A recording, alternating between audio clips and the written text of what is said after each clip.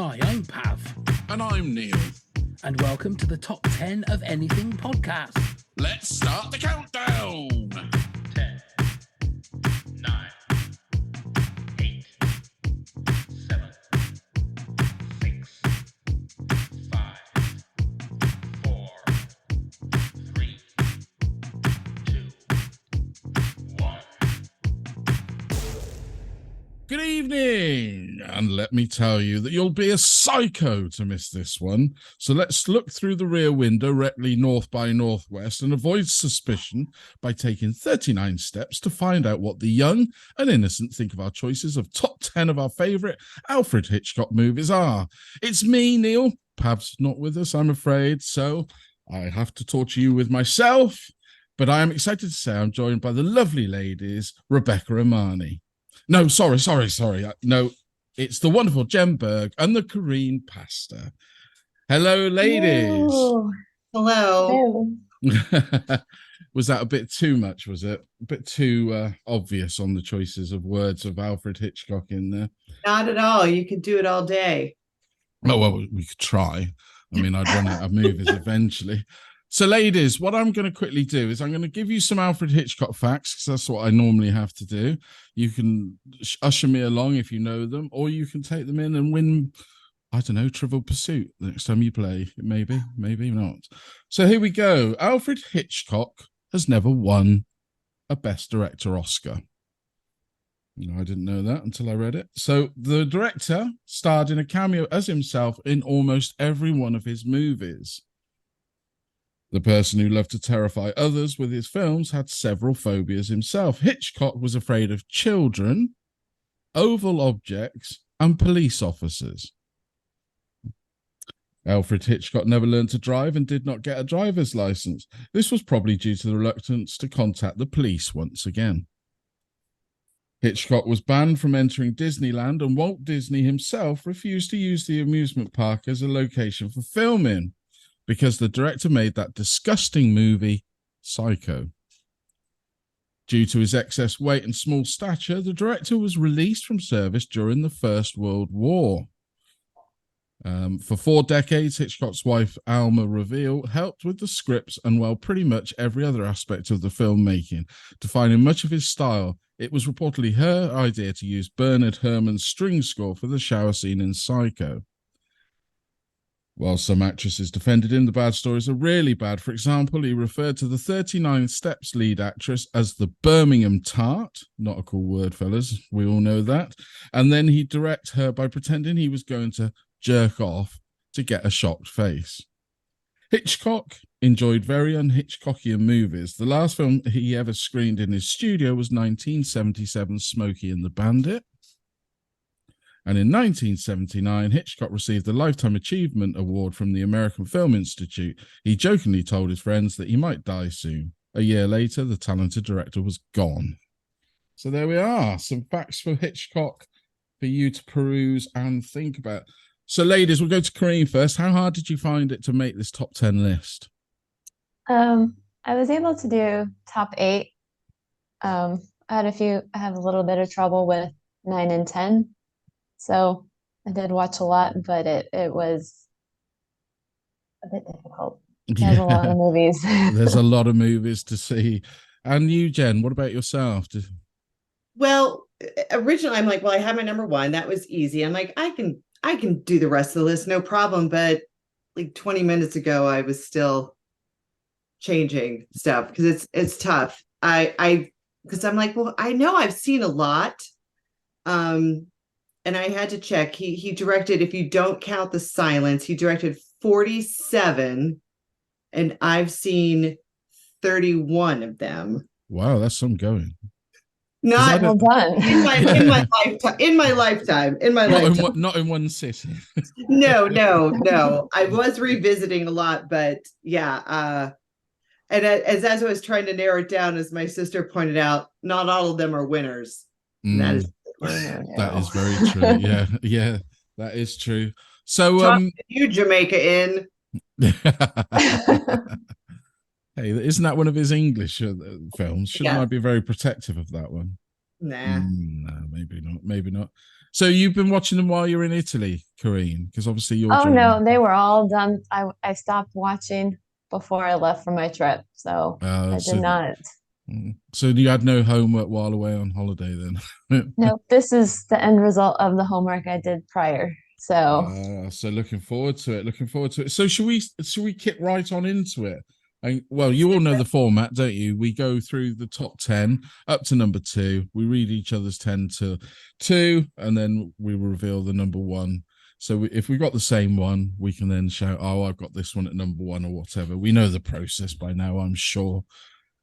So who should we go to first? Who would like to go to number first at number 10? This is I'll Corinne go.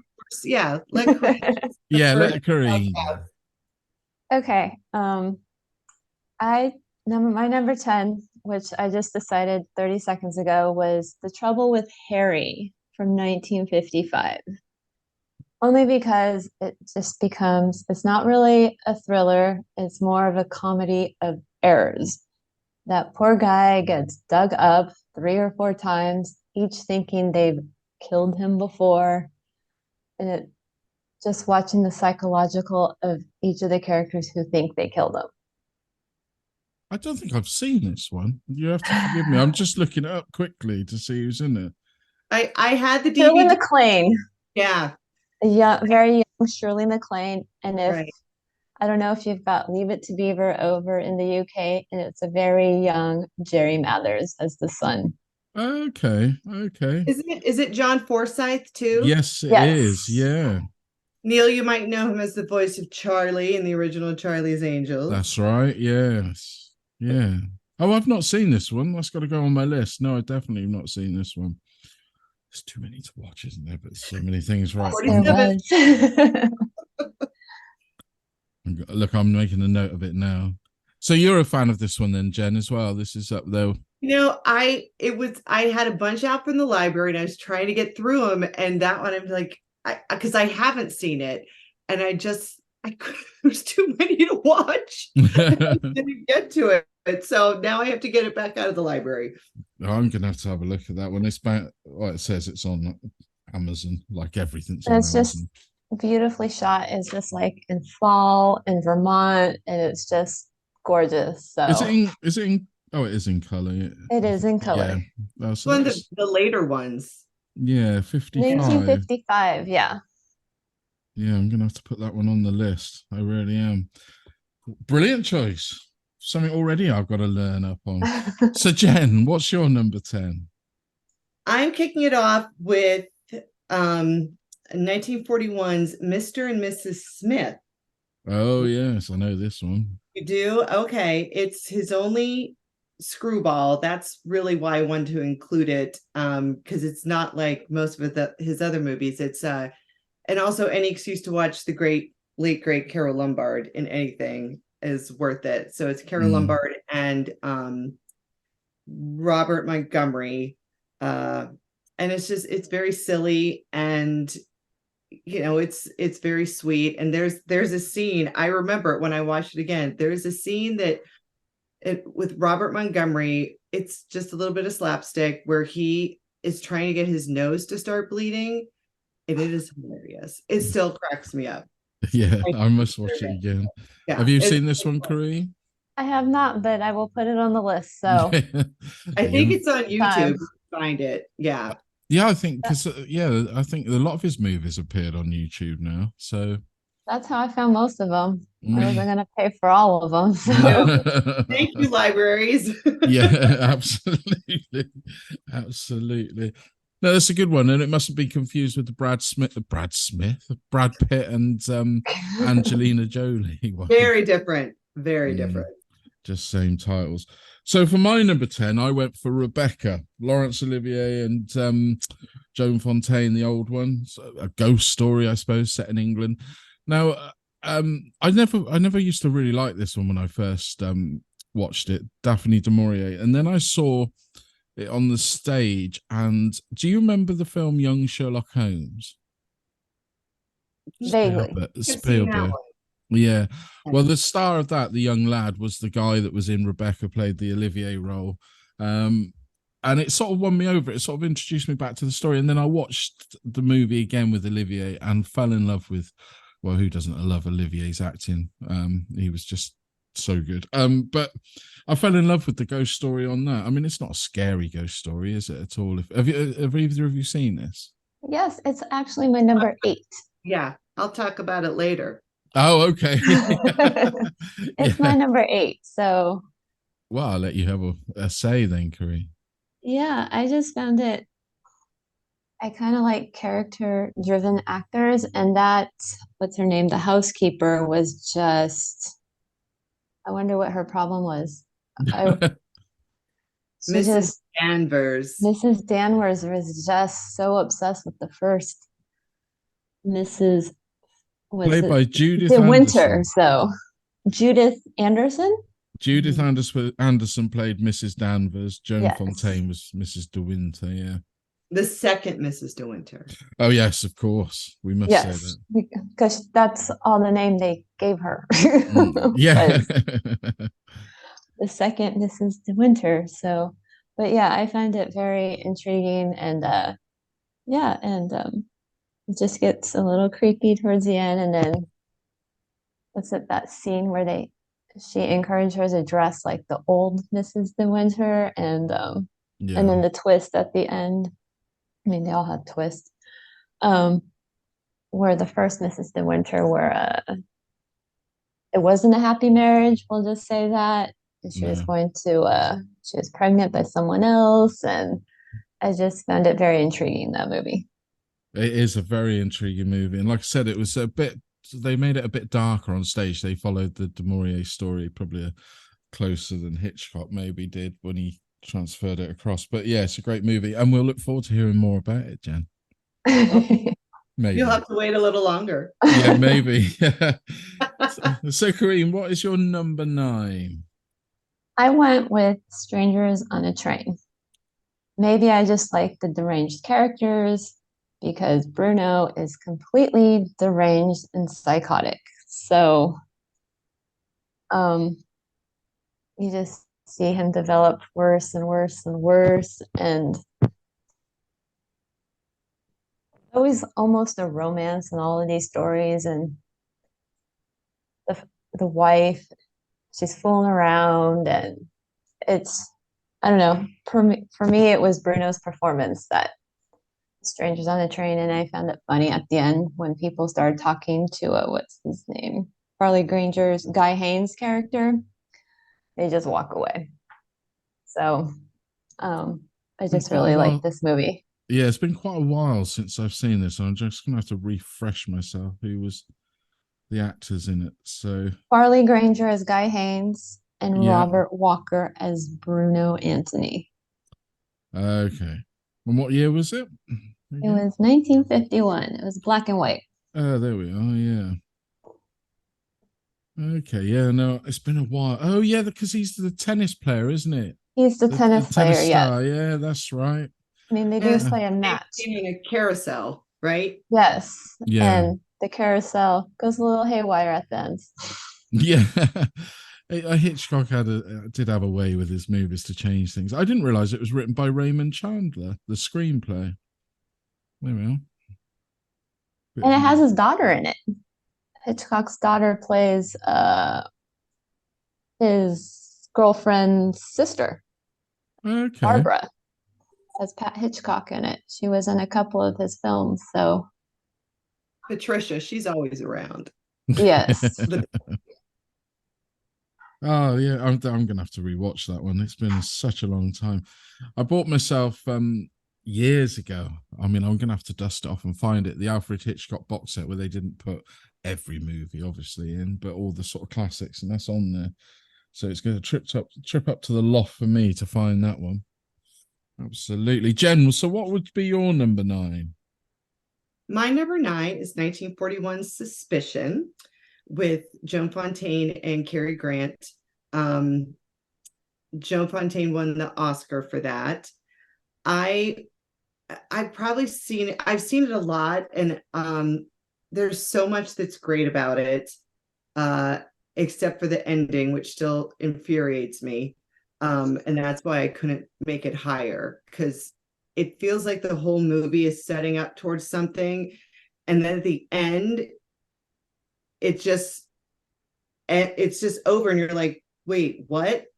Because there was something, apparently the studio didn't want Cary Grant to be the bad guy, so the ending kind of, I don't know what it seems very forced, because no one wanted to see Carrie as the villain. But probably the most famous scene you see in clips all the time is him coming up the stairs with the tray with the milk on it, and the milk is glowing. Yeah, it's a good one. Yeah, it's a great movie. It is a very great movie. Yes. Cary Grant, is he your favorite of Hitchcock's leading men, would you say? Well, I mean, I don't know how I would have answered it, but after this list, I'm like, I guess he is. Certainly, I know iconic. It's not his first appearance on my list. Didn't they? I mean, I may be wrong. I'm just trying to have a look here, and I can't see it. But didn't they try and make a TV remake? Which just totally lost the point of this film. They must have remade it, I'm sure. A Suspicion? I don't know. Just having a look. I can't see it. Well, I seem to remember a TV. It might have just been a British TV adaptation, but God, it's possible. I mean, I feel lots of his stuff has been, I mean, the source, a lot of them were books and short stories. So I guess anyone can give him a stab. Have you seen this one, Corinne?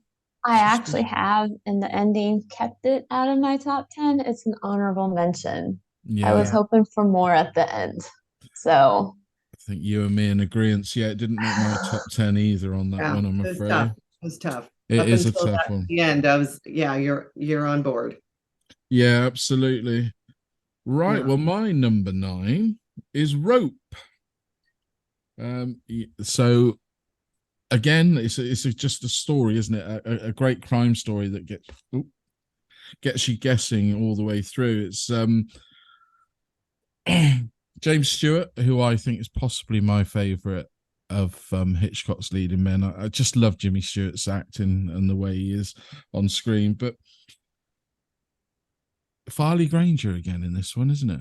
Have you both? Yes, I have seen this. And it's been a long time, but yeah, it was fine. It was fine. I kind of like the cat and mouse game, but it didn't make my top 10. So no. This is one of the ones that I remember always watching with my grandfather when he was still alive, and I was a young boy many moons ago, and I just found it engaging. There was a few films. This one, another film that I've mentioned on another podcast called League of Gentlemen, which is a black and white film, where it just got me as a sort of, I don't know, 10, 12-year-old sat with my grandfather really guessing. Like you said, the cat and mouse aspect. Jimmy Stewart always is engaging and grips you in. And yeah, it's one of the ones I've watched probably more recently, apart from my top 3. Yeah, I'm a fan of this one. It doesn't get that much mention anymore when you read about Hitchcock, and I'm never too sure why, but maybe you were right, Corinne, in what you said.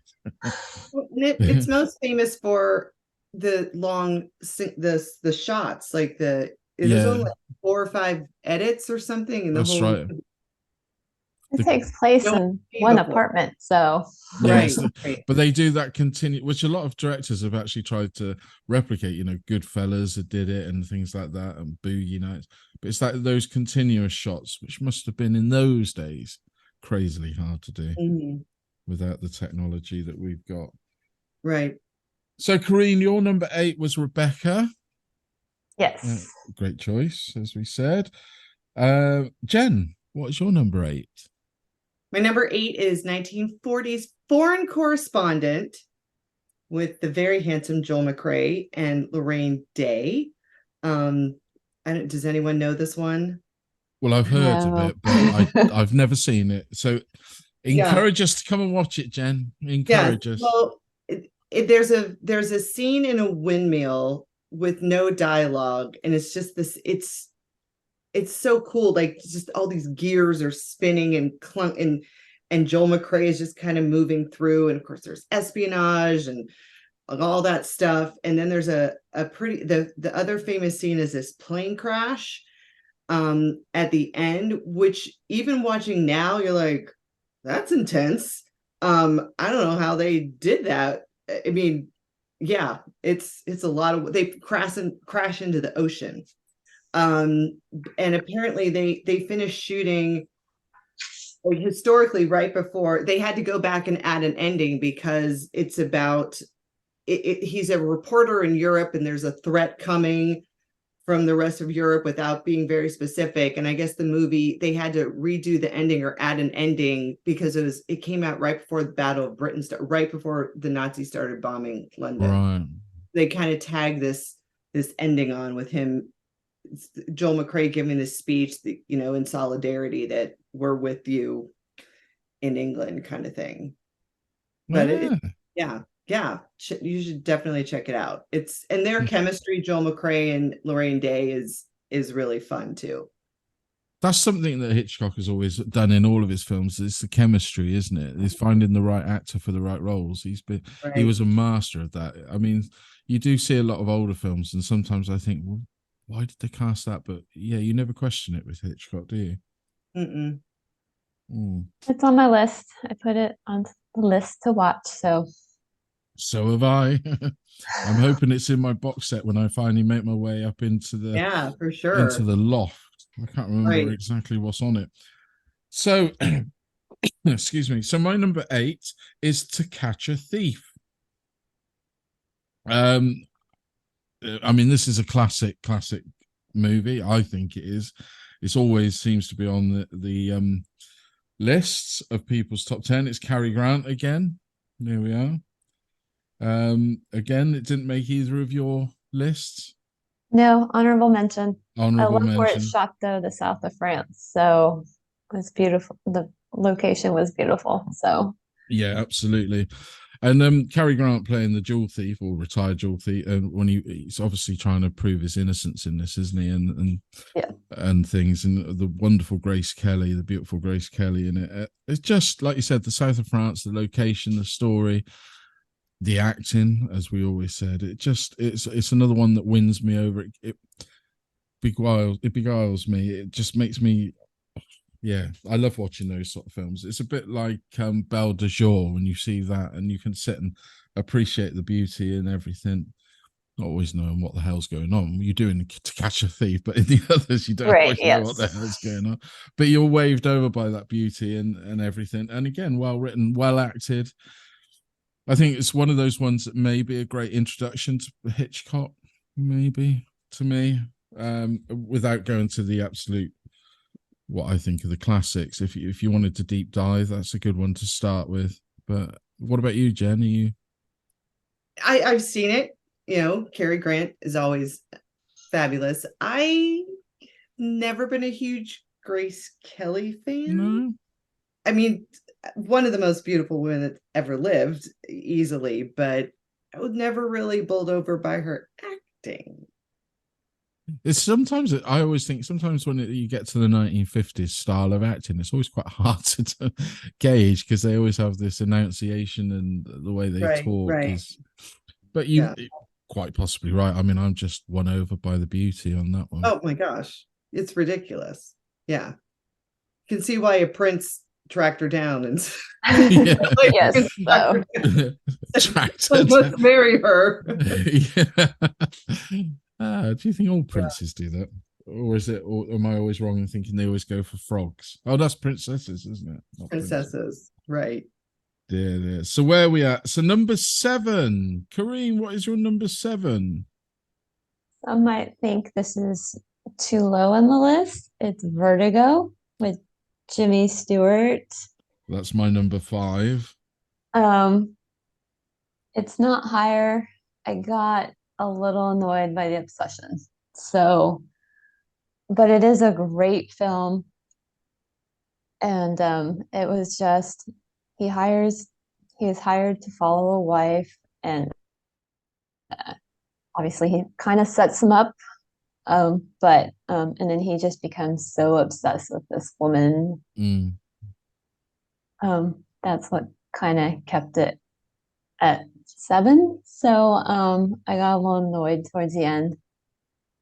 he wanted to change her hair. He wanted to dress her exactly the way it was. And I mean, at the end, he does get over his fear of heights. So, I mean, Yeah. but yeah, San Francisco area. But I do love Jimmy Stewart, so Yeah. sure. Are you a fan of this one, Jen? It's been a while since I've seen it, and I wanted to watch it again. It's still sitting at the library waiting for me to pick it up. But I remember I didn't think it was gonna really, I don't think I would have made the list even watching again. As much as I love Jimmy Stewart, it's like you said, that I didn't like seeing Jimmy Stewart like that. It's just a little too twisted. But yeah, I mean, it looks a beautiful look and all that, but yeah, I think it was just a little, yeah, there's some ickiness to the obsession that I But don't. But I do love the twist. I do love the Oh, yeah. twist of what Oh, happened, but yeah. the obsession was just, Yeah. Yeah, I but know. that's a theme that appears in quite a few of Hitchcock's movies, though, isn't it? The obsession. I mean, Yeah, I even guess if- I didn't want to see Jimmy Stewart because I do love Jimmy Stewart. I don't want to see. yeah, but it's bravery. Well, that's very true. None of us want to see George Bailey doing things like that, do we? No. But but it was that's what I admired. I think, you know, Jimmy Stewart did something a little bit different and out of the ordinary. And back in those days, to do something like that could almost be career ending. So it's, you know, it wasn't a bad performance at all, was it? No, he But was also, great at it. It just got annoying, the obsession. So yeah, but it's also one of the highest rated on. I've just had a quick bring up on IMDb. It's one of the highest ratings of Hitchcock's films on IMDb, which is surprising. Kim Novak, wasn't it? Yeah. Well, here we go. Right, so number 7 for you, Jen. I went with 1938's The Lady Vanishes. It's a lot of fun. Like many of Hitchcock movies, there's a lot of action on a train. He does love a train. It's Michael Redgrave and Margaret Lockwood. And have you guys seen this one? yes, almost made the list. I had three that I just couldn't decide on. So it was like, okay, we'll bump that one, but it is a good film. So And you'll have to educate me. I've not seen the Hitchcock version. I Yeah. saw Oh another yeah, one. they have remade it.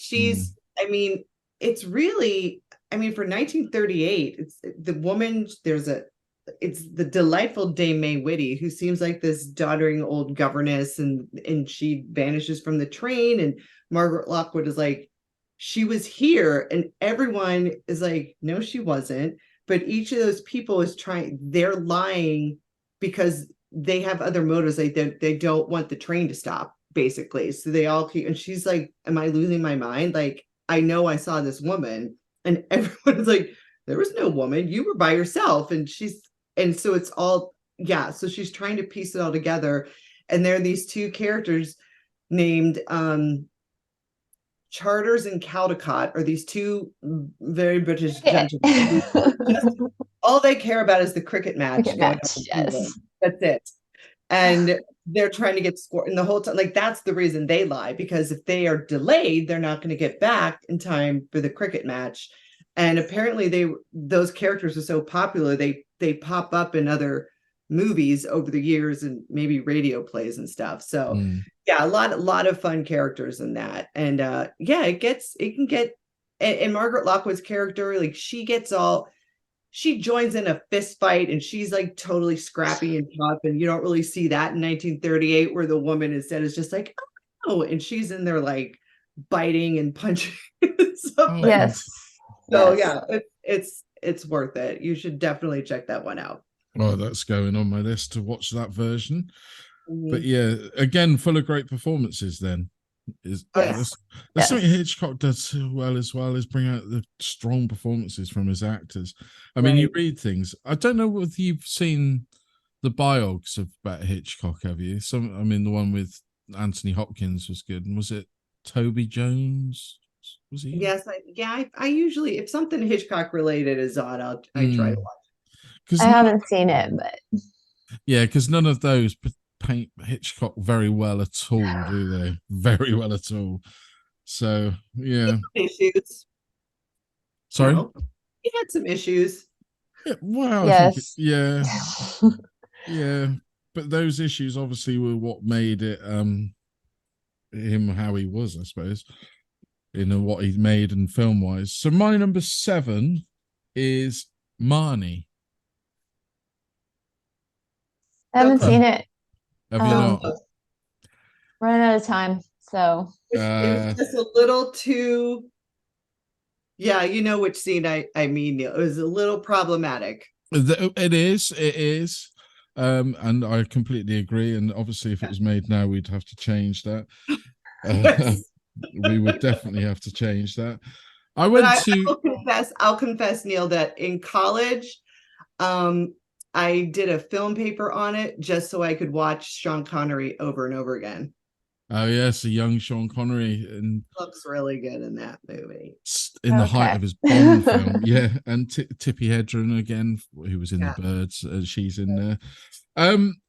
Now you see, the reason I put this in there, I traveled, this is probably 20 years ago, 25 years ago, traveled all the way back down to London to go and watch this so I could see a couple of Hitchcock films on the big screen. Now, I'd never seen Marnie until I saw it on the big screen, and it really, really blew me away. I mean, it wasn't at all what I was expecting, story-wise.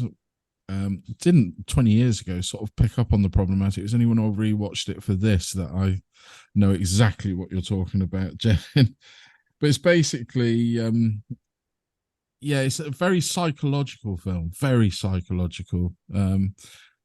I would still say it's worth watching, completely worth watching, especially Sean Connery is very hit and miss. Even back then he was very hit and miss, but in this one he was very, very good.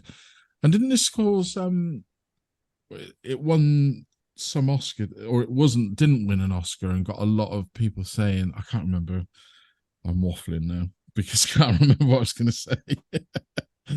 But it's a very good film in that sense. Put it on your list and give it I did. It's on the list. So it's on the list.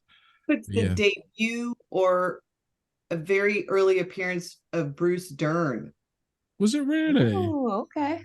That the flashback of what happened to her.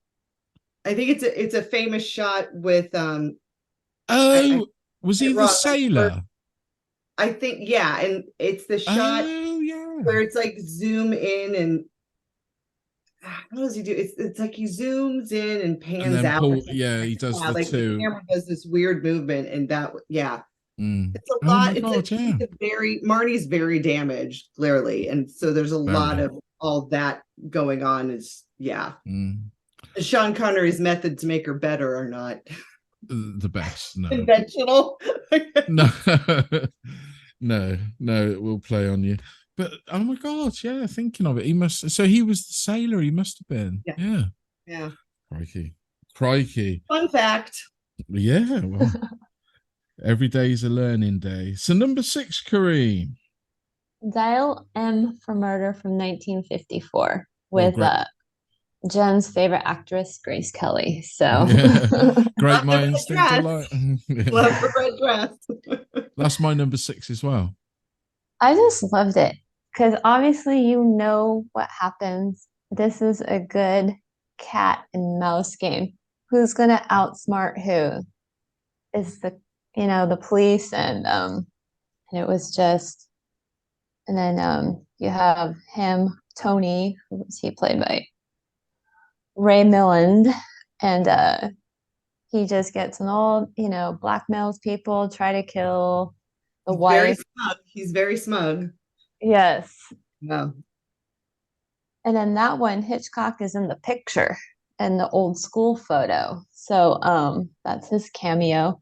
But I just love the cat and mouse game of this. I even like the semi remake. Was it with Gwyneth Paltrow? Oh, Perfect Murder or something that's like right. It was based off of this one. So I actually like that film too. So again, sort of dark undertones, with somebody arranging a murder of his wife, trying to get her killed, and right. Yes. For the time, like I said before, it's subject matters that weren't really being addressed, or they were just starting to, and he was full into them by then, Hitchcock. So yeah, but like you said, a great cat and mouse. Great cat and mouse. And I think it was a play, which is why it's really contained in just that apartment for the most part. So yeah, no, that I mean, I rewatched that recently, and if it weren't for Grace Kelly. Oh my goodness. You give it a higher score. But I did notice, I almost started making a list. Hitchcock loves a knife in the back. Yes. Oh God, yeah. The murder method, knife in the In back. this case, it was scissors, I believe. It's Right, whatever she right. could have grabbed. But yeah, he does He love was that. down like a So. sack of potatoes. He used it on his posters a lot, didn't he? I mean, I don't really recall the Hitchcock TV series. I know of it. I've seen clips of it. I've looked at bits on YouTube, but it wasn't something that was overly shown in the UK when I was growing up. Did either of you watch the TV series?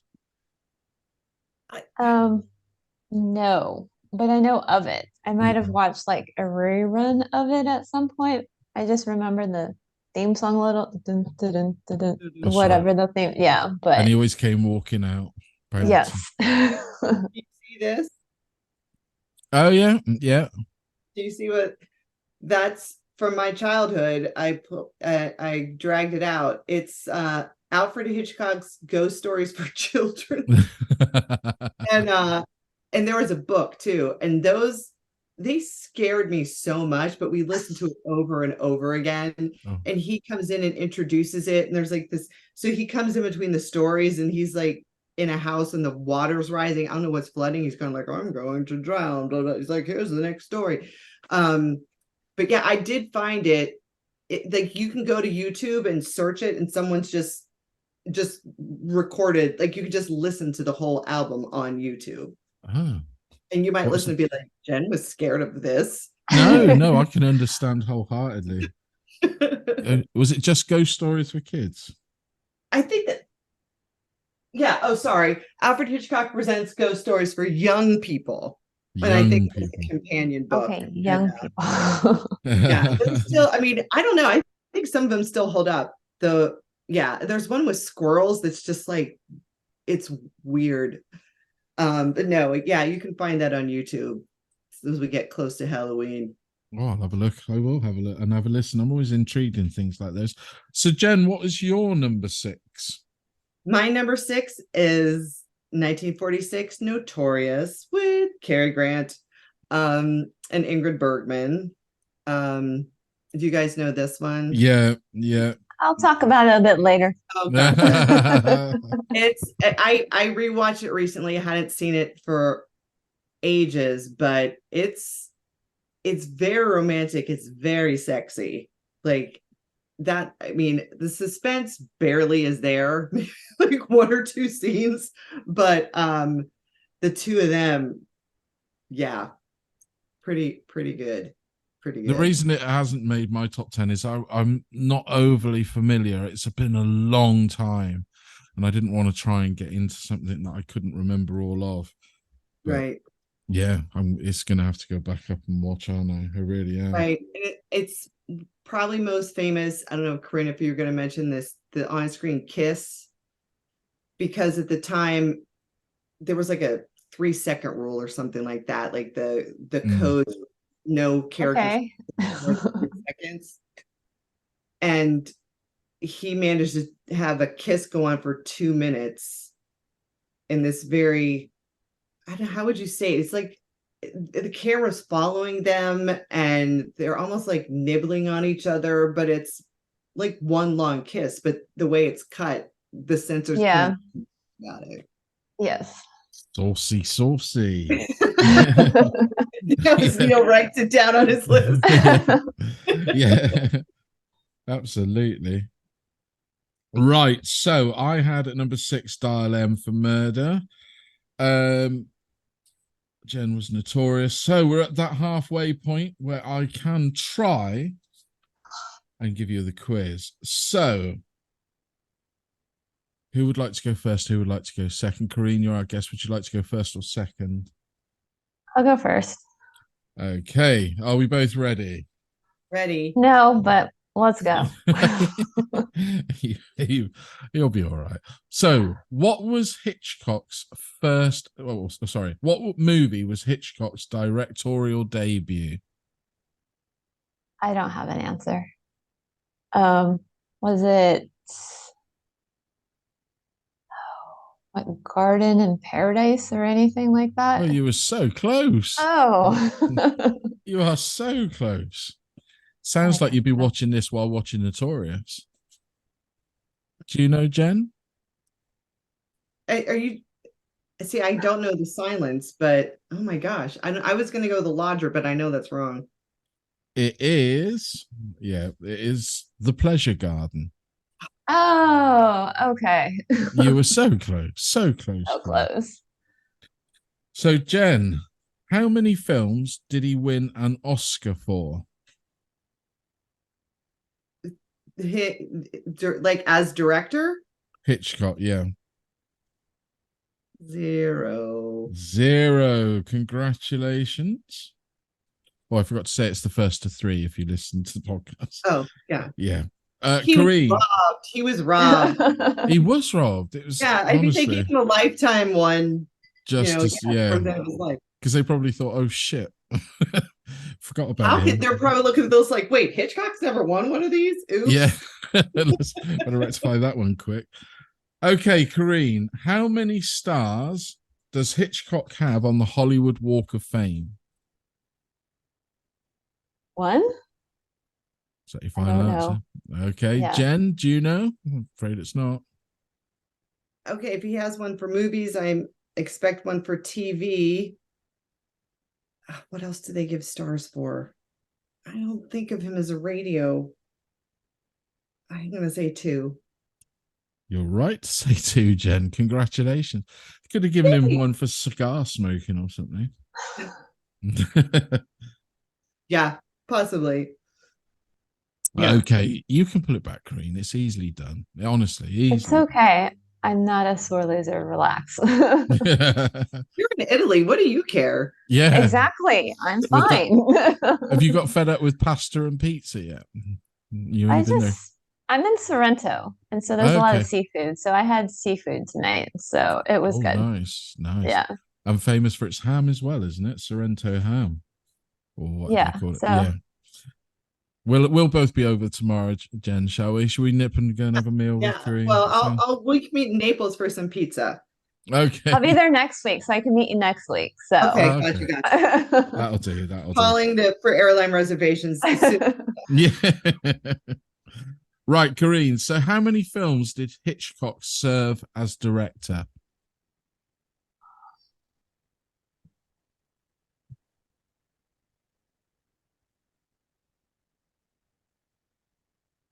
$48. I don't know. So That's not a bad guess. Jen? Again, I only know the sound ones. I haven't, if you're counting the silence, because he did a bunch. So 55. Again, notorious number 69. oh, of course, I should have guessed with this Yeah. He did 16. Well, I mean, there's no reason for that number to be rude, is there? I don't know. No. Right. Jen, what role does Paul Newman play in 1966's Torn Curtain?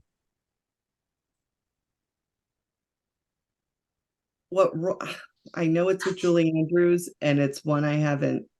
If I don't remember, if I've seen it, it's been too long. I don't remember. Do you know, Corinne?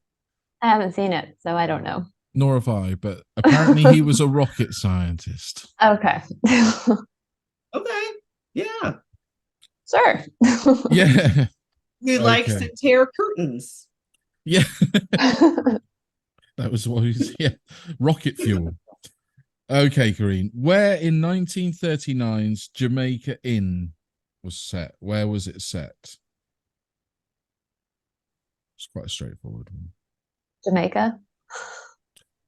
No, unfortunately not. Or is it or is it like Jersey, like an island off the coast of England? I'm not sure. I haven't seen it, so Never mind. Oh, sorry. Jen, do you know? I did watch it a while ago, and I believe it's based on Daphne du Maurier's story. So I'm gonna go Cornwall. You're spot on. England, Cornwall, England. Daphne Absolutely. loves Cornwall. Well done, Jen. You've won the quiz. And, congratulations. your prize is in the post. Thanks. Yeah. But yes, you can still visit Jamaica Inn. It's still considered one of the most haunted places in the UK, and it's still there in Cornwall. It's where all the smugglers first used to come on shore and I thought it was loot. weird. It's kind of weird. I don't know. I don't need to see it again. Maybe if you visited it. I think it's a very young Maureen O'Hara, I think, is in I was that going one. to say it's been a long, long time. I don't even think I've seen the Hitchcock one. Really don't. But Wasn't it a show in English, a British show? Jamaica, yeah, I think it was. They did do a serial of it, a 4-part or a 5-parter. Yeah, I think they redid it again, based like they did when they remade Rebecca and My Cousin Rachel and everything like that of Du Maurier. They some of them were good, some of them not so good. Right, Corinne, what is your number 5? It is 1943's Shadow of a Doubt. Ooh, not seen this one. That's my 3. It's you just see this girl who adores her uncle just slowly start to put things together, and then you just see her just, oh my God, my uncle is a horrible person. So you just start to see the wheels, and yet the family has no clue. She's the only one that's putting the things together. And of course, there's a little romance on the side with the police officer. It's Hitchcock. Yeah, so the character development of that young girl just slowly just the realization, and then all these little accidents that start to happen to her because of the uncle. She falls through the stairs, she gets locked in the garage, and almost dies falling off a train. There's another train, so Loves the train. yes, so I actually really like this film, so it was really good. I'm gonna have to put it on. I'm gonna have to put it on the list. Is it another psychological type? I mean, there's a psychological aspect, I would say, right, Corinne? It's Joseph. Yeah, always... it's not like a psychological crime thriller film, but you just see the brain just start to the realization. I think it was his first American or shot in America, and it's sort of reminded me, which I haven't seen in a bazillion years, like the David Lynch Blue Velvet, like all these, it's like a perfect small American town, and you see like smiling people and policemen waving, and then this evil presence arrives by train. Of course, by train. Shatter the innocence. Yeah, shatter the innocence. But the reason, Neil, I think you need to put on your list, it features Henry Travers, otherwise known as from Clarence. It's a Wonderful Life. The angel from your favorite movie.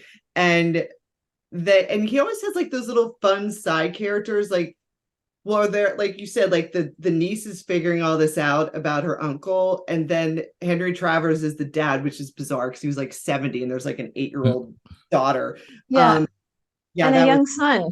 And I'm just like, doesn't match. But so he has this friend Hume Cronin, who's like this weird little, and they get together and just discuss murder. Like they're obsessed with crime fiction, so they're always talking about like how to murder people and like Right. Joseph Cotton's just sort of like, But the friend actually saves the niece, Charlie, because he's the one who rescues her from the garage. So Works out. he's not. it's a good one, Neil. Gotta It's check it on my out. list. It's gone on my list. It really has. So, Jen, what is your number 5? 1944's Lifeboat. Okay, it's been a To long do time the since. Bankhead and a bunch of actors I couldn't name. Oh no, Hugh Cohen. There's another Hugh. He's in there too. So I don't know if you guys know this one. I do. It's a long time since I've seen it. This is where their boat's torpedoed, isn't it? And they're on Yeah, the it's literally the whole thing lifeboat. takes place on a lifeboat. Mm. And the way he got his cameo was someone on the boat has a newspaper. That's right. And he has there's like a before and after, because apparently around that time in real life, Hitchcock had lost like 100 pounds. There's like a before and after picture for like some weight loss drug that someone holds up in the paper. But yeah, I mean, I can't imagine the shoot. Like, I think they were in this soundstage with just water getting I feel like everyone in the cast got pneumonia and was sick. Trench foot.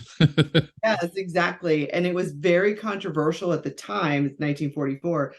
So these people, there's a boat that's torpedoed, and it's these whatever 10 people on a lifeboat, and they pull up a German sailor onto the boat with them.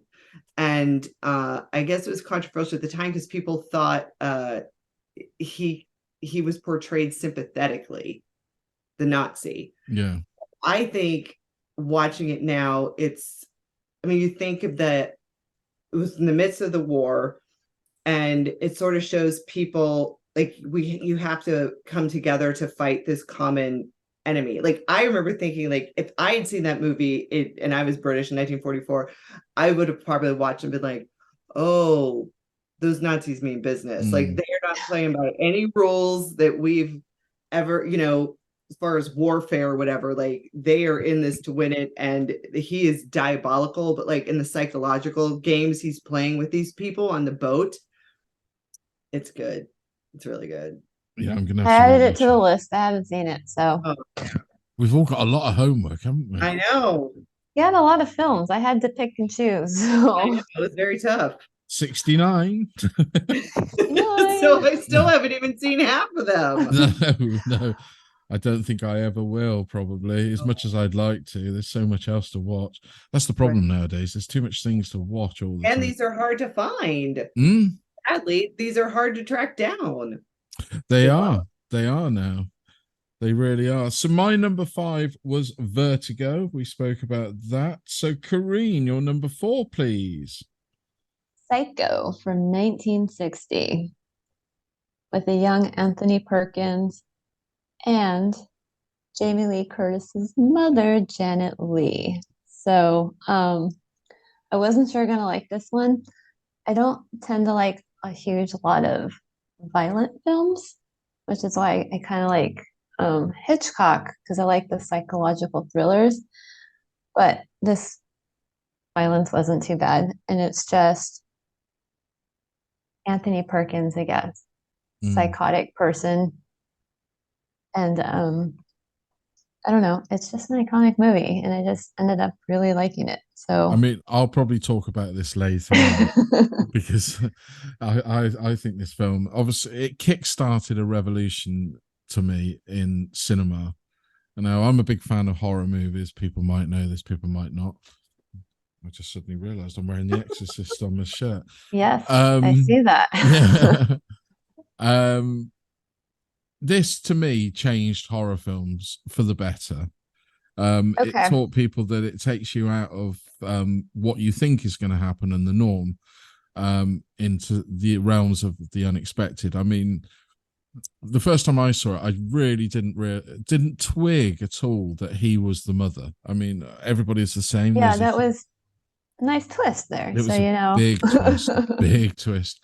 Probably, I would think, probably the most famous twist in movie history, I would think. Yes. It was just it just had an air of dread the whole time. And like you said, it's not particularly violent. It's more plays on your mind. Yes. And God forbid nobody should ever watch that remake that Gus Van Sant did. No. Don't worry, I won't. And I Yeah. haven't, so Yeah, I'll please stick don't. to this one. So Try to Yeah. do it shot by shot. I gave it a chance. I don't think I've ever Did been you so make it bored. through? Did you finish?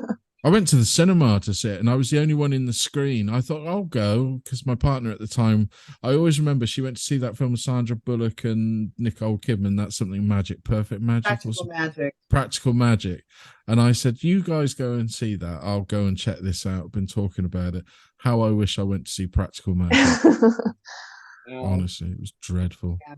Well, I think when you talk about how it changed the game, and we might not have that perspective, but I guess in 1960, the fact that Janet Leigh was one of the biggest movie stars in the world, and she's killed In the within like first, the first half part hour. of the movie, yeah. yeah, the first Right. quarter of the And so movie. audiences then would have been like, oh, they didn't, they did just to kill Janet Leigh. They don't, that can't be. And then like this fear of that, like, well, then who's safe if Janet Leigh can't last a half hour in the movie? I love having the cat thrown, the cat thrown into the pigeons like that. It changes everything that you takes away your safety net, and that's what Hitchcock did there. And like I said, changed the horror genre. He really did. And the fact that she wasn't, she was on the run herself. She'd stolen the money, hadn't she? She was not innocent. No. Oh. Well, I don't know if that justifies her. No, of course not. But It doesn't justify being stabbed to death in the shower, but it was his mother, Corinne. Right. And my mom was in college when that movie came out, and she talks about how, they would scare each other in the showers. Like how terrifying it would be to like be, oh, this is hilarious. I mean, oh my gosh. I mean, my dad, I probably got my love of horror from my dad. I mean, he used to let me watch a TV series in the UK called Hammer House of Horror, which was Christopher Lee sort of stuff. And I just used to love it. I mean, it terrified me. But I used to enjoy that sort of ghost train ride. But my dad always spoke about seeing Psycho at the cinema in 1960 and saying that it truly terrified him back then. Yeah. So it did. It changed things. For sure. I respect, I would have put on my list, but unlike you, I am terrified of horror movies, and this movie still freaks me out. So I wasn't willing to watch it again. No, that's absolutely fair. That ending, that last shot stays with you for good, doesn't it? It really does. He wanted her to fly. Yeah. So, Jen, your number 4 then, please. 1956, The Man Who Knew Too Much. Because I had to get a Jimmy Stewart in there. So that's Jimmy Stewart, Doris Day.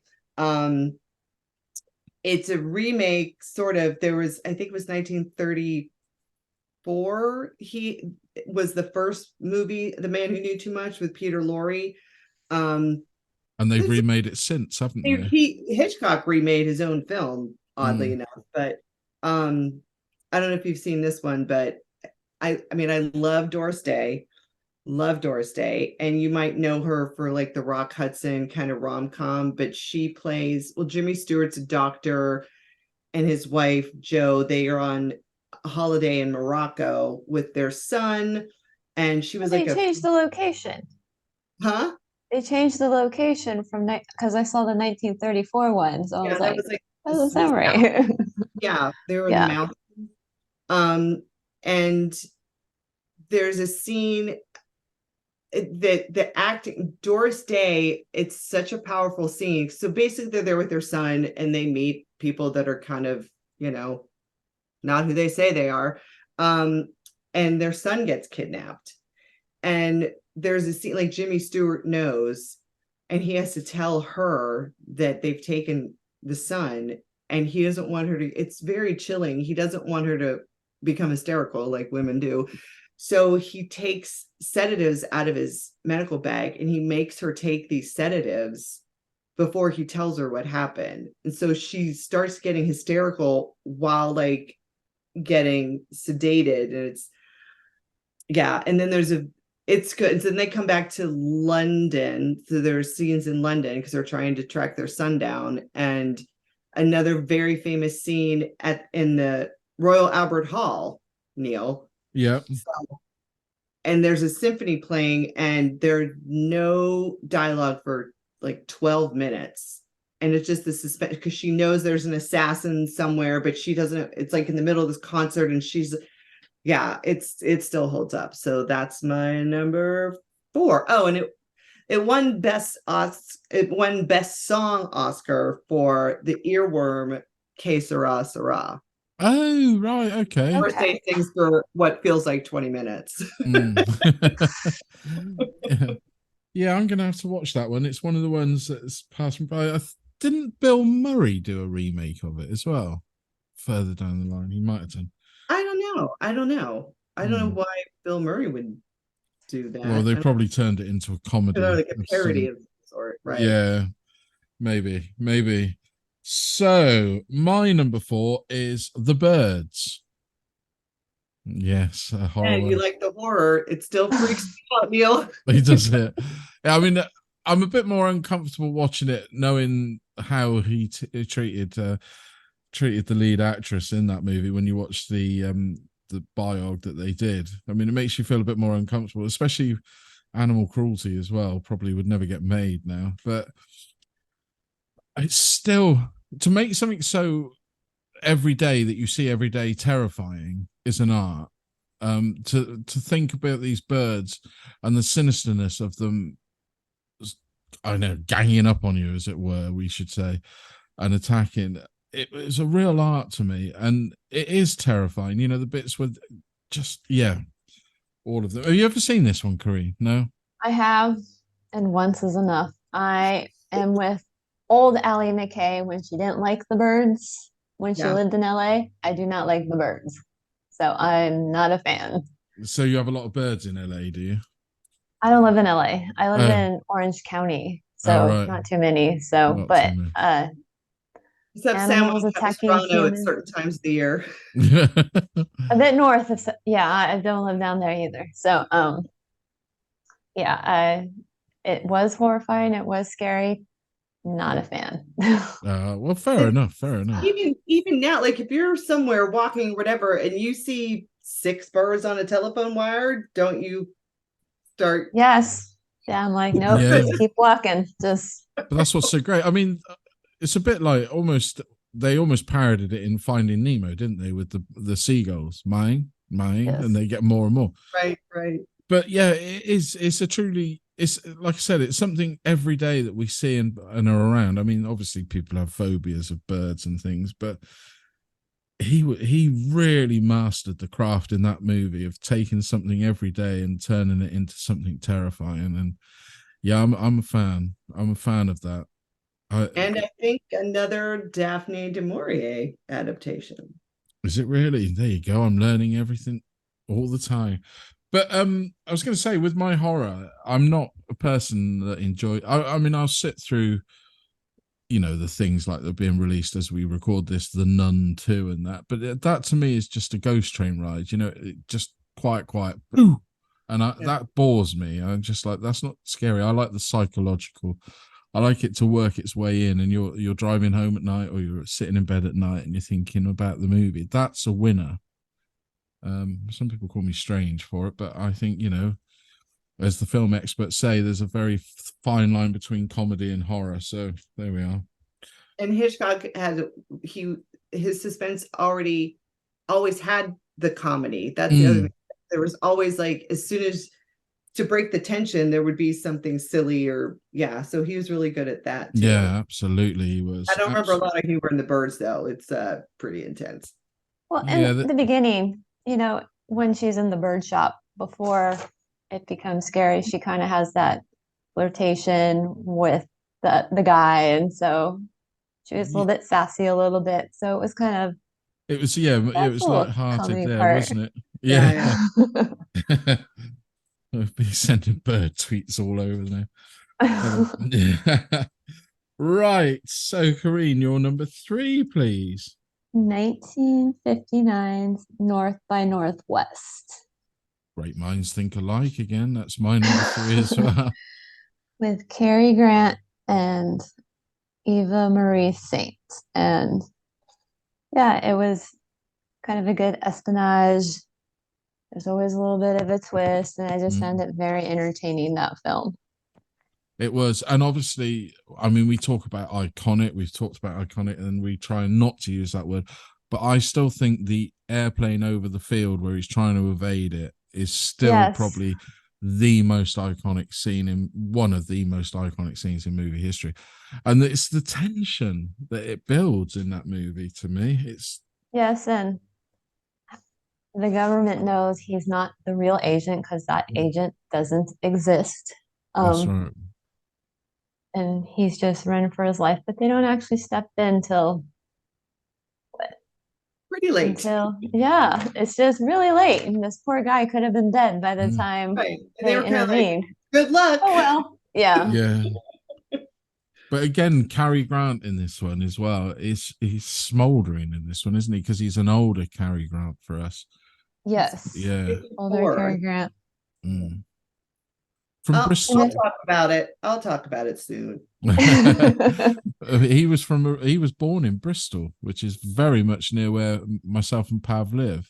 Literally 40 minutes down the road, and that's where he was born.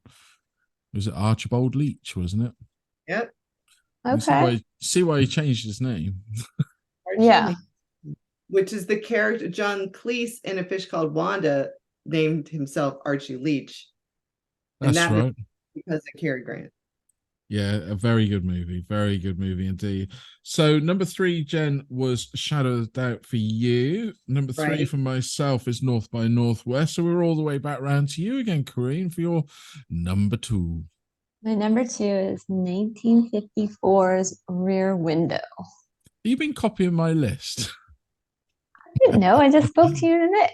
No, I don't know. Great minds think alike. It is. My number 1's probably different from the rest of yours, but yeah, Rear Jimmy Window. Stewart, liked him a bit better in this one, and of course, Jen's favorite actress, Grace Kelly. Fabulous clothes. Love her. Watch it for the wardrobe. Because she's basically like a socialite, fashionista, but kind of gets a little gritty in this one. She's all for jumping in and helping out since he can't really move. So, and then and that has Raymond Burr in it. I don't know if you were a Perry Mason fan. I love to watch the reruns of Perry Mason. So, and he's just a photographer. He starts spying. He's got nothing else to do. Very hot, and then he gets his nurse and his girlfriend partner to go digging, so to speak. And that poor dog. You've ever seen it? That poor dog. And no, I was not a fan of that part, but that was the first. It had to have been in the 80s or something. It came out. It was re-released in the movie theaters, and I remember we went as a family, and that was the first to see it on the big screen, and it kind of blew my mind. Yeah. I was a bit young in the 80s for me to go watch Rear Window, so my parents didn't take me. So, but it's almost a little bit uncomfortable how much of a voyeur he becomes. Literally, yes. I mean, you're not seeing things like you did. I mean, it's still. Do you remember that Sharon Stone film they did, sort of, which was inspired by Rear Window? That Sliver, was it? Sliver. And it's like, that's Not just good. taking it not good and taking it too far. Whereas, I when you watch Rear Window, you're almost uncomfortable with Jimmy Stewart's voyeurism. Yeah. He's prying his neighbor's windows, isn't he, into what's going on, and all the neighbors' windows are open, and you have that he has curtains. blonde and one, bouncing around in her apartment, half dressed, and so that's a little eerie part on that part. But at the same time, he's kind of stuck. Kind of ironically, at the end, the other leg. Yeah. Yeah. And it's another thing that's parodied. I mean, you've done well, or anything's done well if the Simpsons parody it, and they did it with Bart Simpson, didn't they? When he was stuck in the wheelchair with his broken leg and started spying, getting his sister to go into the opposite, was it the Flanders house, and go and steal. So there's a big element in there of Rear Window. Yes. But this is the film that I say, if you're not a big fan of horror, or if you're not a big fan of black and white, it's the one that I think is your introduction to Hitchcock. It's a great introduction because it's quite an easy one to follow. Some of them Yes. you get the twists and the turns, and you lose sort of the narrative of where it's going. But this one to me is just straightforward. Exactly, you follow it. It's not painting by numbers, but it's clever and it's accessible to everyone. It's Yes, the way I and put this one. Yeah. Hitchcock likes trains. He also likes apartments. He So, does. He certainly does. So remember to keep your curtains drawn, guys, and no parading around half dressed. Me, on the other hand, I will be. okay. Yeah. Well, If you don't show up for one of these episodes, we know what happened. yeah, that's me. That is me. So, was it too traumatic for you to see him in the cast? oh no, do you know, Jen? To this day, all I've had is a brace fitted on my leg. I've never had a cast yet, and in my life, I've never had a cast. So even when they operated on my ankle, they didn't give me a cast. It was one of these stupid. For the Rear Window special. Yeah, Neil in a brace, on his crutches, slowly walking around and falling around. So, Jen, what was your number 2? Oh my gosh! One moment, please. Drum roll. I know, I'm so excited to say. You guys already talked about Rebecca, 1940. I've probably seen this, probably one of the more than a lot of the other ones. I remember when I was still living in LA, we went to a screening at the Pantages Theater for it, and that was cool to see on the big screen. And his daughter introduced it, Patricia Hitchcock. Like you mentioned before, Judith Anderson is still terrifying as Mrs. Danvers. I love me some George Sanders. He's just so delicious and oily and wicked and charming, and that's how he is in this. But he's also, I forgot, he's in Foreign Correspondent, and it's one of the few times he's kind of like the good guy, because he's always sort of like this villainous kind of thing. So the sets are unbelievable. It's gorgeous. I know it's all soundstage. Hitchcock also loves rear projection and some miniatures, because I guess Manderley was all miniatures. And I think it's one of the examples of I think the movie is better than the book, which I don't think happens all the time. I remember reading the book, I don't know, decades ago, and I was like, meh. And I probably picked it up again a couple years ago, and I still did not like it. It's very, I mean, it's probably like the play. They changed it. Mm. It's very clear he's a murderer in the book. Yeah. And that, the movies back then, you couldn't get away with murder. Like, the murder had to be punished. And so they had the reveal at the end is this very elaborate, like, she fell and she hit her head, but he was going to do this. And you think she's pregnant, but we couldn't have had that either because she was pregnant by someone else. So they had to change all that kind of stuff. And then it kind of ends. And in the book, I just remember that main character, the second Mrs. De Winter, she's just such this little mouse, and she just mopes around the whole time. I guess it's supposed to be very gothic. Like, Maxim is always gloomy and depressed, and she's like, oh, he doesn't love me, oh no, he doesn't love me. And the big reveal when he's like, I hated Rebecca, I killed her, and her reaction isn't, I married a murderer. Her reaction was, he didn't love Rebecca, he loves me. Like, really? Not exactly a feminist novel. No. So that's the biggest change from the book. But yeah, just the cast, the setting. I mean, I think it holds up. And there's even, if you notice, every time they mention Rebecca, like, there's like a motif of like creepy organ music. She has like scary, be like, "Arr." So yeah, I really like that one. Yeah, it's a great movie. And It number really two. is. Absolutely. Right. So my number two was Rear Window, the same as Corinne's. So what we'll do our little top 10 countdown. We'll go from 10 to 2. If you'd like to go first, Corinne, and tell everybody what All they right. were again. My number 10 was The Trouble with Harry. Number 9, Strangers on a Train. 7, Vertigo. 6, Dial M for Murder. 5, Shadow of a Doubt. 4, Psycho. 3, North by Northwest. And 2, Rear Window. Fantastic. And Jen? Number 10, Mr. and Mrs. Smith. Number 9, Suspicion. 8, Foreign Correspondent. 7, The Lady Vanishes. 6, Notorious. 5, Lifeboat. 4, The Man Who Knew Too Much, 1956. 3, Shadow of a Doubt. 2, Rebecca. Fantastic. And mine goes as follows. At number 10, I had Rebecca. At number 9 was Rope. At number 8 was To Catch a Thief. Number 7, Marnie. Number 6, Dial M for Murder. Number 5, Vertigo.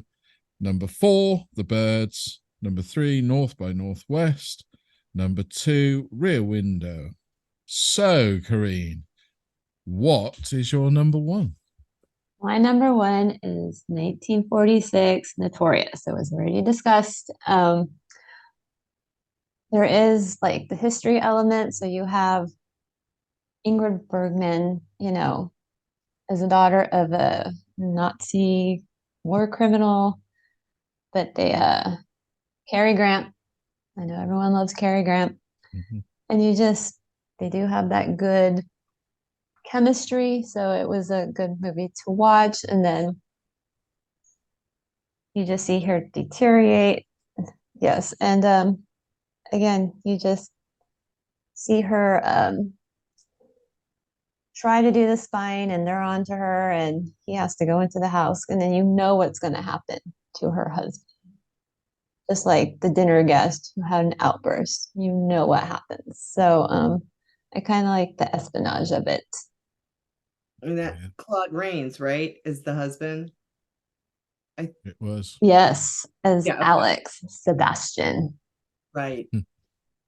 Claude Rains, the Almost feel Invisible bad Man. for him. Almost. He wasn't a Nazi. Right. Right. Yeah. And I forgot, if you've seen Mission Impossible 2, the John Woo one, a lot of it is shot for shot Notorious. Okay. Very heavily inspired. Okay. Very heavily inspired by Notorious. Yeah. I'm going to have to reappraise that. Yeah. I was going to controversially say I always found Mission Impossible 2 the most dull of that franchise, but gonna have to rewatch it because it did have some great action. I mean, it's definitely a John Woo movie. Yeah, a lot of pigeons or doves, I should say, not pigeons. The posher pigeon, the dove flapping around, and a lot of motorbikes in slow motion, wasn't it? Yep. But yes, what a great movie, Notorious. Didn't quite make mine because, like I said before, I haven't seen it in such a long time. Would you say that's your most watched Hitchcock film then, Corinne? I think some of the older ones, I've seen Strangers on a Train a bit more and like the older films, but once I hadn't seen it before I agreed to do this and I just really ended up liking it. So I'll probably watch it again. No, fantastic. So. Right, Jen. So big reveal. What is your number 1? My number 1 is 1959's North by Northwest. Cary Grant, Evan Marie Saint, James Mason, Martin Landau. I love it so much. It's perfection. Cary Grant is, I mean, no one was like him. And like I said, he was in his 50s. And he's running. He's doing Tom Cruise before Tom Cruise. He's running a lot. He's in amazing shape. You can tell, like at the end when he's sort of climbing around that house, and like, wow, he sure is nimble. But then he was an acrobat when he was young. So his physicality is so. It's nice to watch. And Ava Marie Saint, like her again, I love the clothes. I always have loved the clothes in that movie, and they aren't designed by, like, Edith Head did a lot of them. Hitchcock took, apparently Ava Marie Saint, he didn't like anything the wardrobe people were suggesting, so he's like, let's go to Bergdorf's, and that's what they just got all her clothes off the rack at Bergdorf's. Oh, So, wow. yeah, but that scene, like you mentioned, the in the cornfield, again, a lot of silence, him just standing there, and the tension that's building in that. And again, making, like, why would you think just standing at, there's no reason to be afraid of that, really. Still freaked out. I don't like to be in the wide. I don't like flat. I'm from Pittsburgh, so we have a lot of hills. And when I go places, a couple years ago, I was in Cedar Rapids, Iowa, and I was in a hotel like on the 5th floor, and it's just flat and cornfields as far as you could see, and it was making me anxious. Right. Actually made me anxious. It you weirds. Listening out for that small drone to come over the. I know. I'm like, where's the crop duster? Yeah. So I just, North by Northwest, it just, nobody is who they say they are, and and the action, it just keeps going. And watching it recently, I honestly think Cary Grant drunk is one of the best drunk performances ever put on screen. And he gets to be Cary Grant. Like, he's hilarious when he's also being chased around and stuff. But like when he's drunk, it's fantastic. I can watch that anytime. And he is a great, as we said before, a great leading man, and sort of he's like a bottle of wine, got better with age, didn't he? Yeah. He's shirtless at one point. Yeah, it's very nice.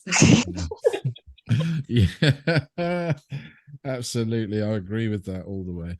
So my number one is no surprise. I've already talked about it when Corinne told you. It's Psycho. I'm a huge fan of this film. People that know me know that I always say it's a great introduction to a good horror film. It's got everything you need. It's got the jumps, although a lot of the jumps for people will have been spoilt nowadays.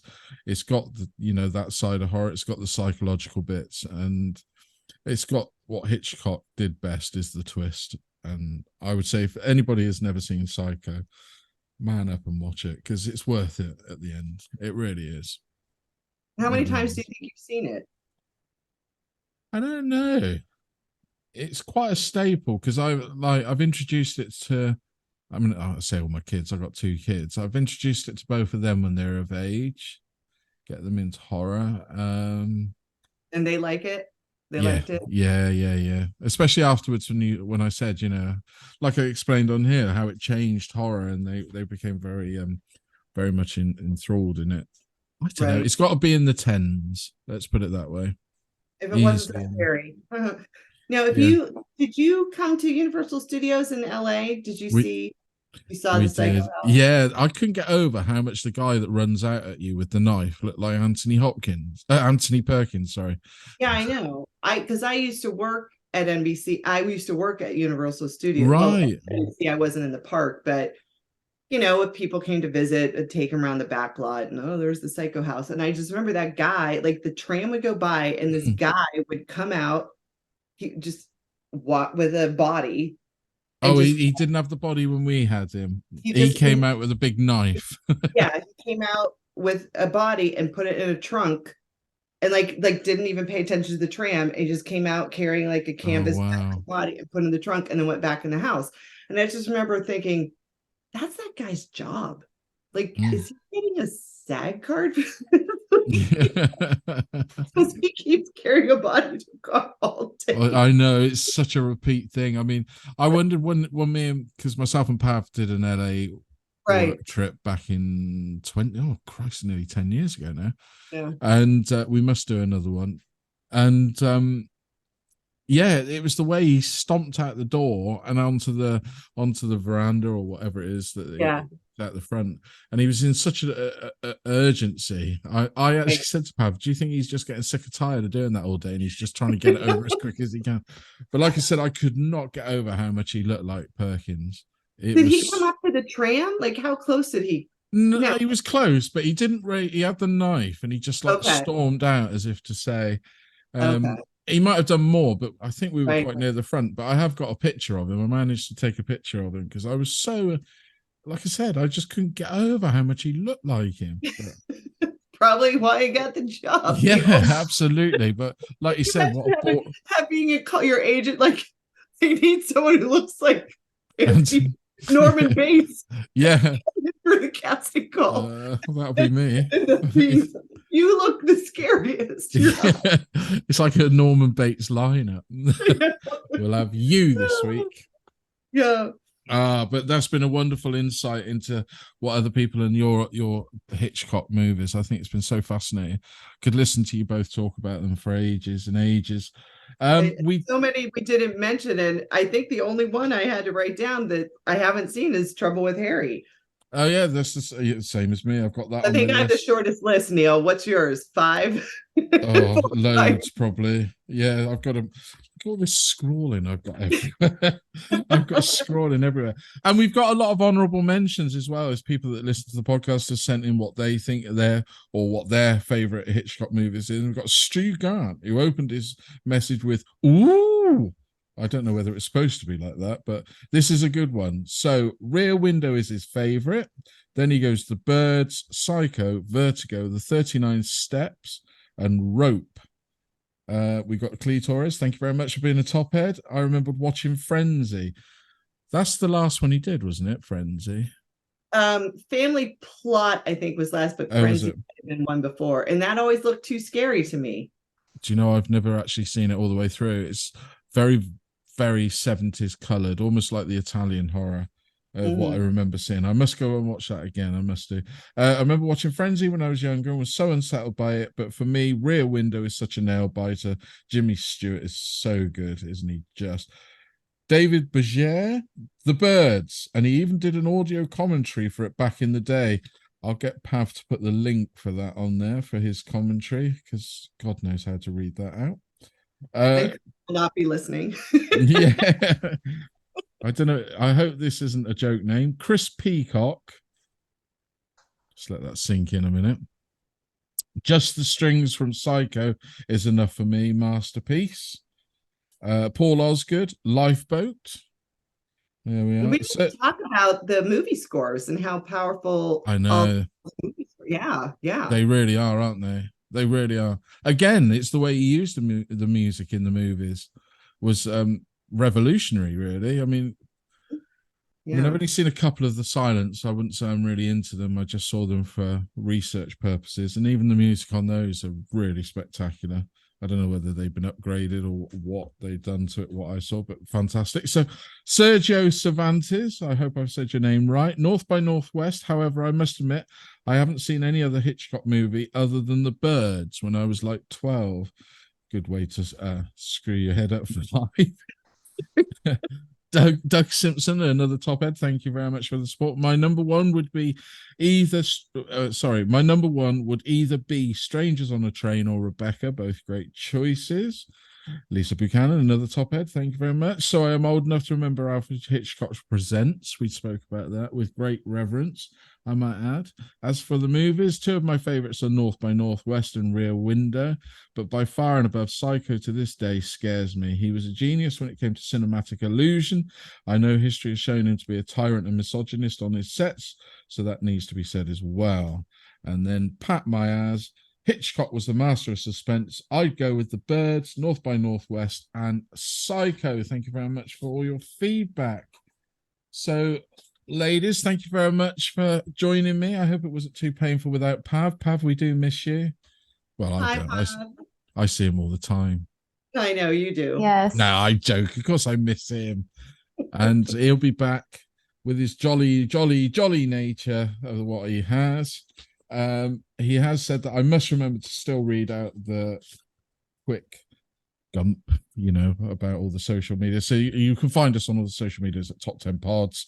Please give us like it. Email us at toptenpods@hotmail.com with any suggestions, and do please come and support the podcast at patreon.com/Top 10 Pods, where there's all sorts of rewards where you can be a guest yourself. So, ladies, once again, thank you very much for joining me. Thank you very much, Corinne. Thank you. Thank you very much, Jen.